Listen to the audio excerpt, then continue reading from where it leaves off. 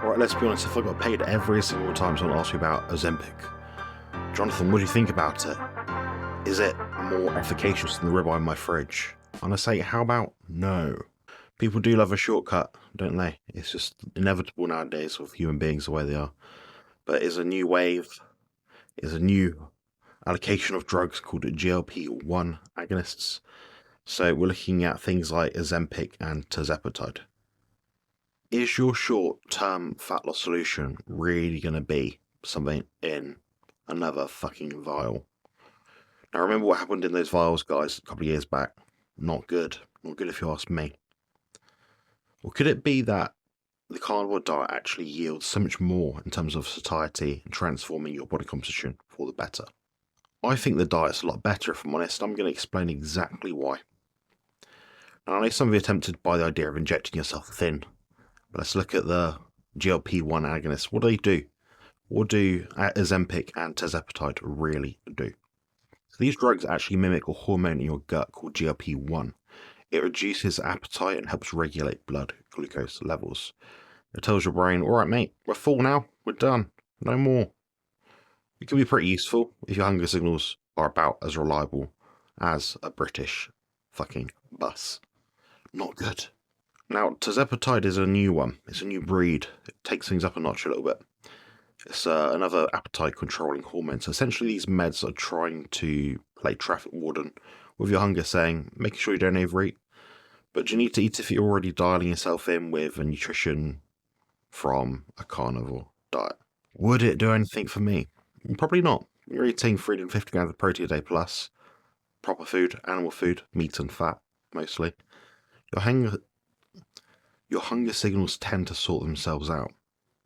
This is what people like Dr. Ted Naiman talk about, who's an engineer. There's a difference between there's a difference here between satiety from nutrition from fullness. So one relies on receptors which pick up different biological cascades in our body as a result of the nutrient density within them. Now the other one is working on the mechanoreceptors on the gut. Now these receptors can upregulate and downregulate depending on what you do. If you keep loading it yourself with kilos and kilos and bags of lettuce, leaves and water and loads of junk, well yeah, your gut's going to require loads of junk like that just to give you that signal to say, I've had enough now, that's enough, stop putting more in me. So we have two main macronutrients that we look at when we're looking at absolute must-haves. They contain amino acids to build up our body. Protein structures were mostly protein and water and stuff, and fat as well. So two things here. Fatty acids, namely omega-3, they're absolutely critical and we cannot create them for ourselves. We have to obtain them from the diet. This talk kind of explains why I can eat a diet which has maybe 1.5 to 2 kilos of food per day and feel satisfied. Not full, but satisfied. I don't feel full as in full to the brim, big guts. It's not what I'm after here. What I'm after here is just feeling I've eaten enough. I can eat again a bit later when I'm actually hungry. Now, what you're going to say is here, yeah, but lettuce doesn't have any calories, therefore it's fine. Yeah, true, but when that lettuce becomes spinach, becomes kale, becomes bananas, becomes watermelon, fruit, honey, it becomes a bit too much. That's fiber intake is absolutely contraindicated. Us humans are specified creatures. We do not need fiber. It doesn't benefit us. So filling up on salads is a bad idea, as evident in a study which looked at something like 60 plus participants over both a short and long-term period of time, where they had different and varying amounts of fiber intake. And what do you know? They found fiber, 0 grams, the best. Go figure. If your guts feel good, you'll probably feel good yourself. Our research actually backs this up, so we're looking at stuff from 2005, all the way back then, guys. This is not new science. From Simpson and Raubenheimer. Probably butchered the fuck out of his name. But anyway, they suggest that organisms, whether you're a fruit fly or a bodybuilder, will keep eating until their protein requirements are met, which makes sense given the fact that we could obtain most of our essential nutrients from protein. Amino acids, vitamins, minerals. Most of those are contained in protein, believe it or not. So if you fill your tank with the right fuel, your body's got the right GPS system.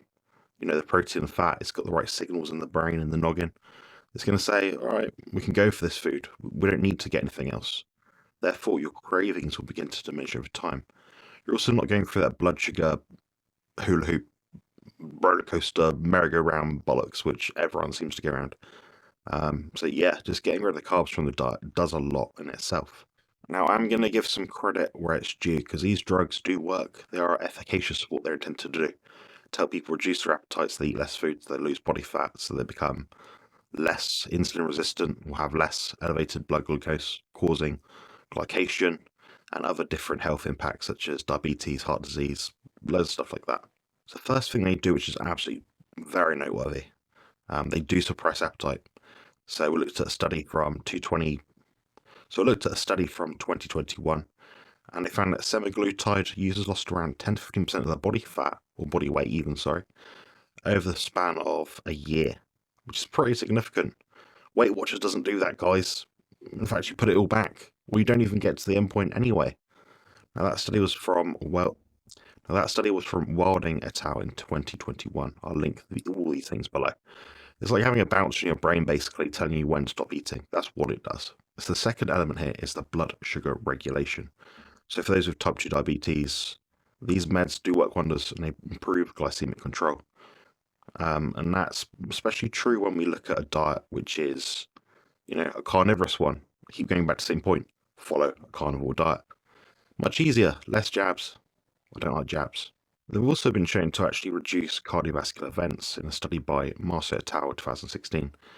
But here's the thing, if you're like me and you're living a carnivore lifestyle, way of eating, you probably don't need this fancy chemical assistance stuff to feel full, manage your weight.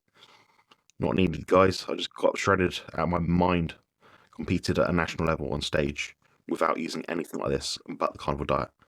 I was the only sod up there that probably wasn't starving his ass off. On show day, I ate some beef jerky, biltong things, some pemmican snack things, not a lot of food. I'm talking like 150 grams worth of food on show day. And that was it. I felt fine. I was not hungry. Now, let's talk about side effects here, because it's not all about. Let's talk about side effects here. It's not all roses and fat loss injections. It's not immediate. She might feel like you've been hit by a bus. That's if you've got nausea, vomiting, diarrhea, headaches, dizziness. They're all on the menu. They're all possible side effects.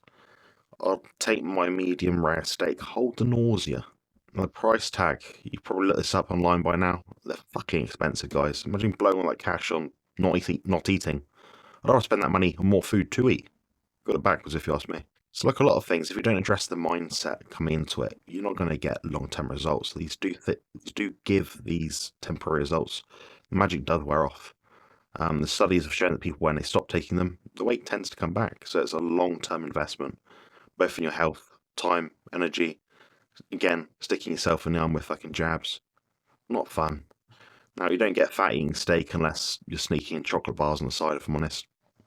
Some people do gain a bit of fat on the carnivore diet because they eat too much. It normalizes, generally speaking, but if you're stuck, you don't know what to do, book a consultation with me or book in for a diet plan, something like that. Introducing Beef Up Carnivore Bodybuilding Bible. The ultimate guide for men and women to lose fat and build muscle. And the best part, it's only $12. Don't miss out on the most detailed resource available. Get your copy now at compositionconsultant.com. You'll get a lot more bang for your buck. Now, I highly recommend this book. I spent a long time writing it with Jerome Armstrong, and it is the best book in carnivore space online to get your body composition sorted. And all this being said, does it have its place? Should people use these? Yeah, here's a few examples where I think they could be useful. If someone's in a pinch and they've had type 2 diabetes for a long period of time, and they're eating next to nothing, they're doing some exercise resistance training, they've got a circadian rhythm sorted, well, yeah, you can look at this as a last resort. Maybe you might do something. Other things, food addiction or emotional eating, it might help steer you in the right direction of how much you're meant to be eating. In that, it will help regulate your ghrelin and leptin levels, which is really helpful. If you're someone that just overeats a bit sometimes, you want to shred 5 pounds, this drug is probably not for you. Now, none of this is, of course, is medical advice, so do not take it as prescriptive or me saying I know exactly what is going on if you take it. It's very individual, as all drugs.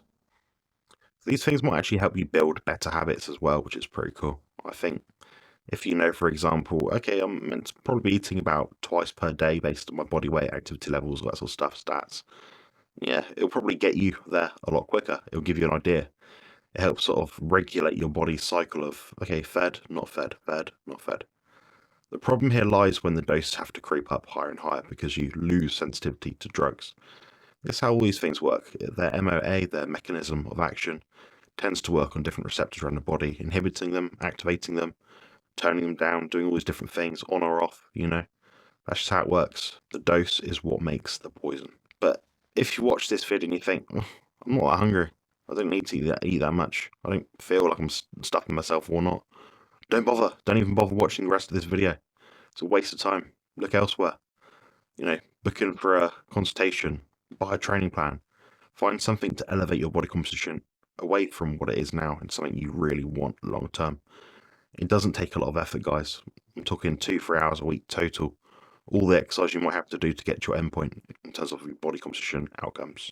Now, instead of relying on an injection to tell you when to stop or, what should I do?